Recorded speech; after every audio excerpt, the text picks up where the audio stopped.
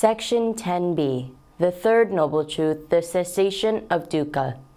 Nirvana not negative.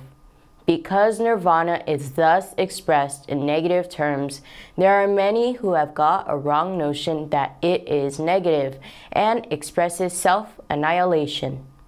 Nirvana is definitely no annihilation of self, because there is no self, no annihilate. If at all, it is the annihilation of the illusion of the false idea of self.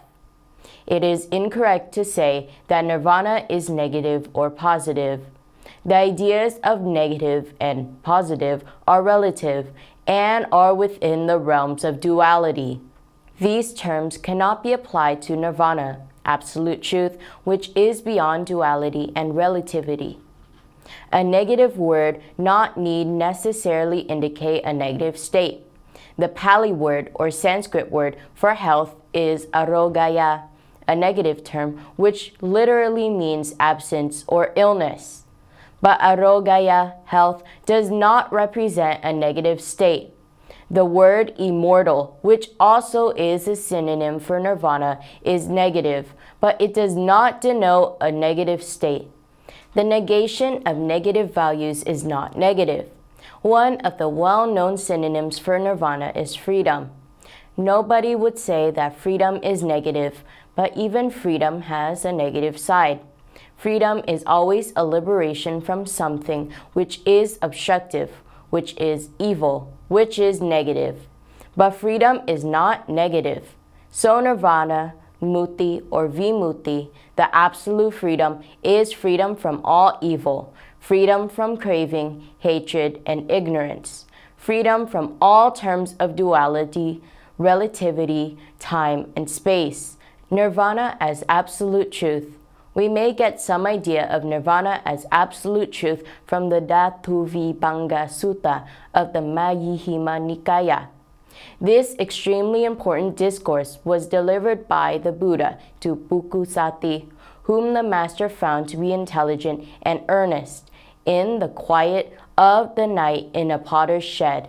The essence of the relevant portions of the sutta is as follows. A man is composed of 6 elements: solidity, fluidity, heat, motion, space, and consciousness. He analyzes them and finds that none of them is mine or me or myself. He understands how consciousness appears and disappears, how pleasant, unpleasant, and neutral sensations appear and disappear. Through this knowledge, his mind becomes detached. Then he finds within him a pure equanimity, which he can direct towards the attainment of any high spiritual state, and he knows that thus this pure equanimity will last for a long period.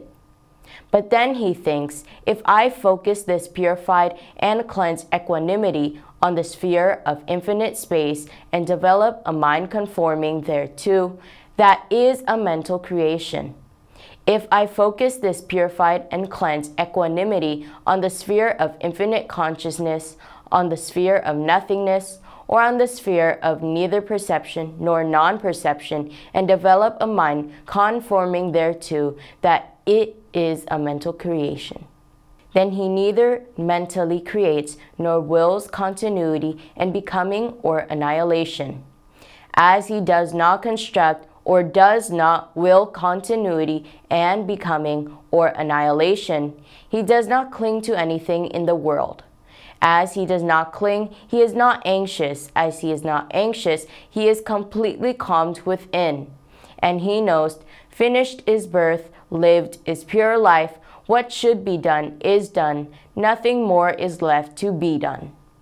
Now, when he experiences a pleasant, unpleasant, or neutral sensation, he knows that it is impermanent, that it does not bind him, that it is not experienced with passion. Whatever may be the sensation he experiences, it, without being bound to it, he knows that all those sensations will be pacified with the dissolution of the body.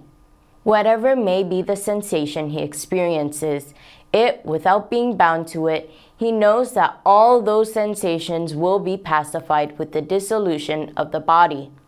just as the flame of a lamp goes out when the oil and wick give out. Therefore, O bhikkhu, a person so endowed is endowed with the absolute wisdom for the knowledge of the extinction of all dukkha is the absolute noble wisdom. This his deliverance founded on truth is unshakable. O bhikkhu, that which is unreality is false. That which is reality, nirvana, is truth. Therefore, O bhikkhu, a person so endowed is endowed with this absolute truth. For the absolute truth is nirvana, which is reality. Elsewhere, the Buddha unequivocally uses the word truth in place of nirvana. I will teach you the truth and the path leading to the truth. Here, truth definitely means nirvana.